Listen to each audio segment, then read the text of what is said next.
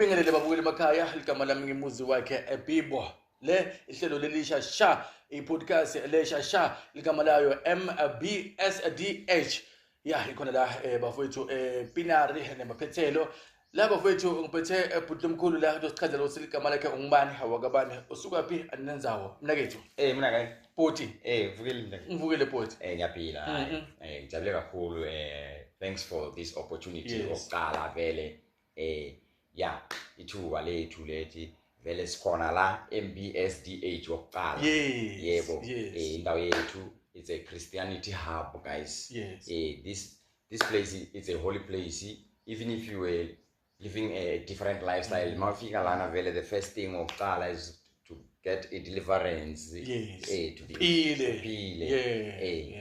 vele and then iphuma kuwe vele inside deep inside yonke into ikhona ama basics bayakufundisa vele ukuthi noma ungakholi umdala uNkulunkulu ngongamthembi mara bazokutshela bazokufundisa yonke indlela uma ukhuluma soBhoti kuba kufikele ngilengoma le ukuthi ithi ayiqale kimi indumiso ayiqale kimi indumiso iyakhuluma so if wena we understand le nto kusho kahle kahle weba so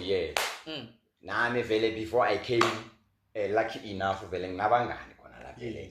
dala balavele bafike vele abanye bafike the first my best friend vele khona wamathi vele is an IT guy you know vele yena since 2021 wafika 2021 so that guy he used to update me he kept on updating me everything that is going on here MBSDH vele it means I was updated like that I was up to date ngiyathola ngekho around this space so awungitshele Bhoti manje ukuthi sele nibabukele kuyo ke i-podcast yethu lesha sha ngabe mfowethu ngisiphi isimo lobukele naso emtimbeni mfowethu okay yabona niyazi nani bafowethu ekhaya nami ngisabingelela futhi vele isimo sami vele ngadalwa vele the way ungibona lakhona noma you don't get it ukuthi ngikhuluma ngani vele to cut long story short many people vele they know this thing ophthalmology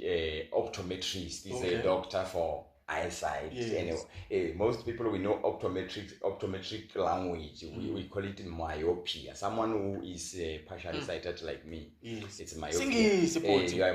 Singisi so we say you are myopic